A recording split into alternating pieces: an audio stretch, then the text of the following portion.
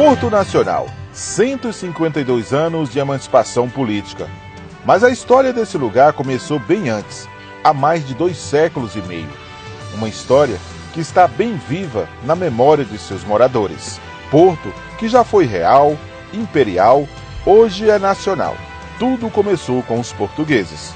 A procura do minério do ouro era muito grande, então os portugueses, inclusive o meu tataravô, chegou de Portugal e morava aqui próximo à Carreira Comprida. E surgiu o povoado do Pontal, que ele foi um dos fundadores. Aí então veio o massacre dos índios. Os índios disseminaram um povoado aqui da Matança, que passou a se chamar Matança, e estendeu a sua fúria até o povoado de Pontal. E os remanescentes que sobraram do massacre correram. E chegando no rio, se lançavam na água. Aí o índio respeitava as águas e muita gente atravessou o rio a nado, outros de barco, e se dirigiram para o povoado, para a cidade de Monte do Carmo. Aí então, alguns que ficaram, que não tiveram condição de ir, começaram a fazer os seus barracos, as suas casinhas aqui. Parte dessa história está nas ruas estreitas, nos becos, nos casarões antigos. Entre eles, o Caetanato, lugar que abrigou personalidades como Lísias Rodrigues e Eduardo Gomes. Por muito tempo também abrigou a educação portuense. A história do Porto se deu pelos 2 fatores importantes. Primeiro, pela educação direcionada pelos religiosos, pelos padres e pelas irmãs dominicanas. Que hoje o colégio dela é construído pelo coronel Frederico Lemos, hoje é o Caetanato. Caetanato, que fica na rua do Cabaçaco. Aí era uma várzea que tinha muitas cabaças. E aí foi uma das origens do nome Cabaçaco. Porto, da antiga Rua São José, depois Misael Pereira e agora Rua das Flores. Porto, da Rua do Paudólio e da Rua do Buracão, que dá acesso à Igreja São Judas Tadeu, fundada por Padre Luso, o santo dos portuenses. É difícil ter uma casa em Porto que não tenha o quadro do Padre Luso. Eu considero ele como um santo. E eu estava lá no seminário, caminhando com ele. O Padre Luso saiu do seminário para ir para o outro quartinho dele. E ele procurou o que é que o menino tinha que estava chorando. Eu falei, não, é porque o prego furou e está assim, desse jeito. E ele benzeu o menino. Quando foi de tarde já não tinha mais aquela roda vermelha, já tinha terminado. Considerei aquilo como um milagre, porque ele chorando e vermelho, no instantinho envermelhou, né? Eu ficava com medo de dar um teto. Ajudava os pobres. Se você desse um negócio para ele, na hora que logo chegasse uma pessoa ali, ele doava aquilo ali. Até hoje ele me ajuda. Na hora que eu estou agoniada, eu peço ele e ele me ajuda. Porto, também de Dom Alano de Nudé. Porto, da Catedral Nossa Senhora das Mercês, o principal cartão postal da cidade. Abrigo da religiosidade dos portuenses. Porto, do Colégio Sagrado Coração de Jesus, um dos pilares da educação que foi implantada pelas irmãs dominicanas. Em 1904, quando as irmãs chegaram, certamente nesta época havia uma precariedade e uma carência de tudo.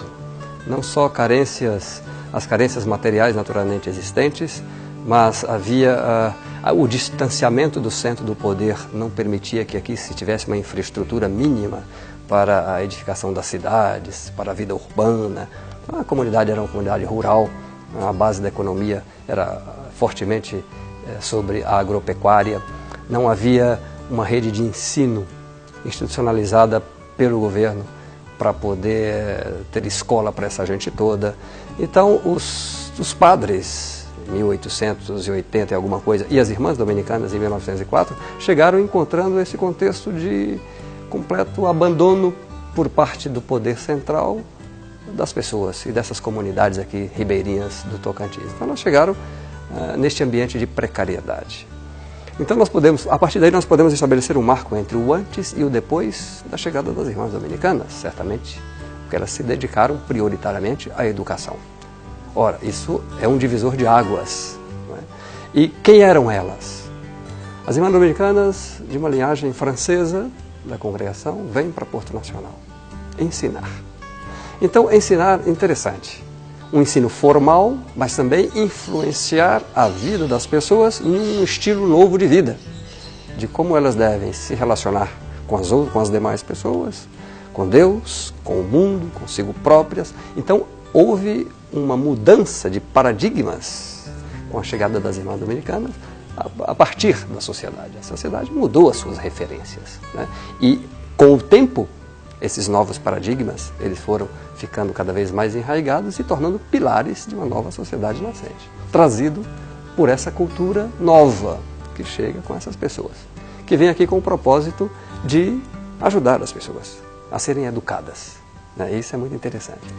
A formação não era somente uma formação bancária, mas, sobretudo, um estilo de vida, né? Aí pautado pela religião, pela igreja. Porto Nacional guarda consigo e traz consigo o tom que foi trazido, imposto pela esta presença dominicana na comunidade, certamente, né?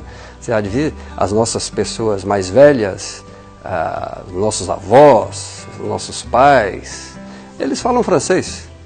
Aprenderam aonde? Não viajaram.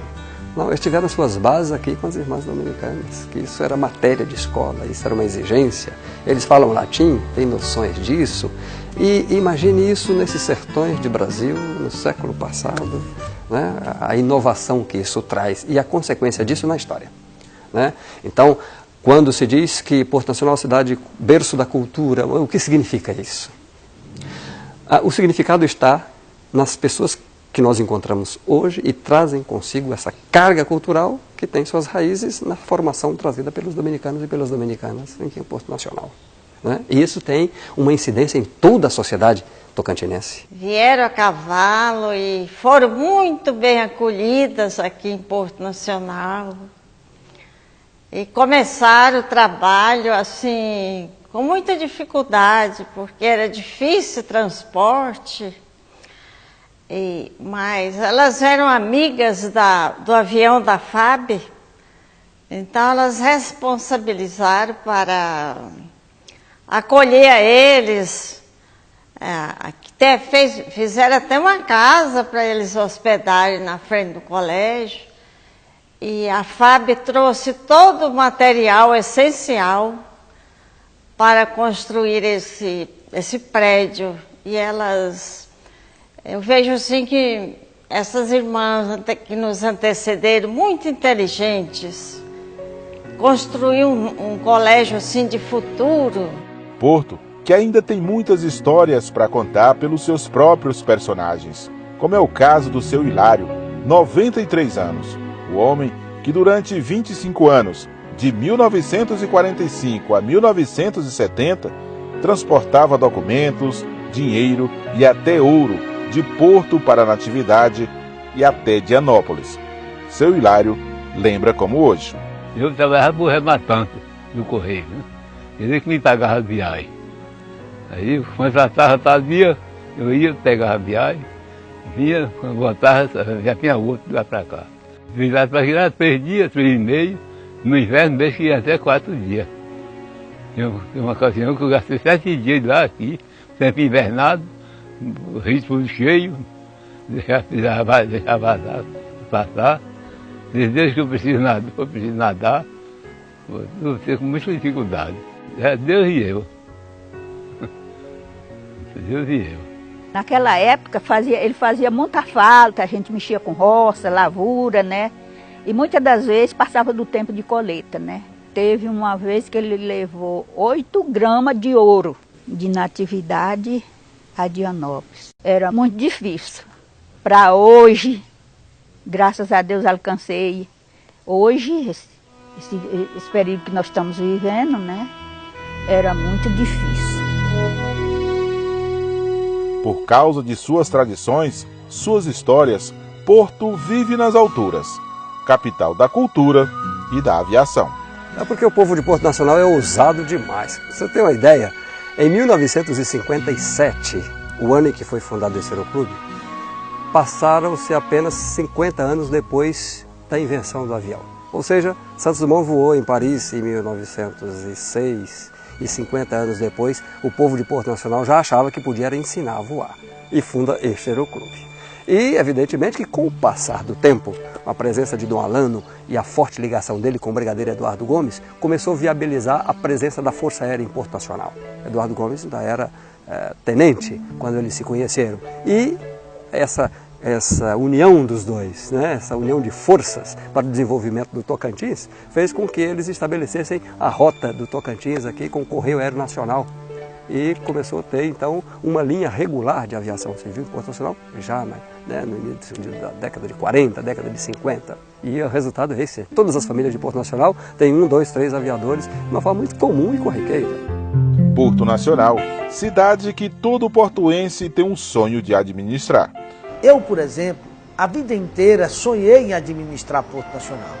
Eu engraxava sapato na nossa cidade histórica, ficava esperando o povo sair da missa para na porta da Nova Vida ali, nós começarmos ali a nossa procura pelos nossos clientes. Aonde eu engraxava ali, engraxava na porta do Amazonas Hotel, em frente à Praça do Centenário, engraxei sapato no aeroporto, e enfim, naquela época nós tínhamos um sonho de fazer de Porto Nacional uma cidade que pudesse ser agradável a todos nós, amigos e amigas. Nesse aniversário da nossa cidade e nos primeiros 6 meses do nosso governo, nós queremos dizer, estamos confiantes, vamos fazer de Porto aquela cidade que todos nós sonhamos, uma cidade bela, bonita e gostosa de se viver. Porto, mais do que nunca, é nacional, pois é um patrimônio do Brasil, orgulho de todos os portuenses.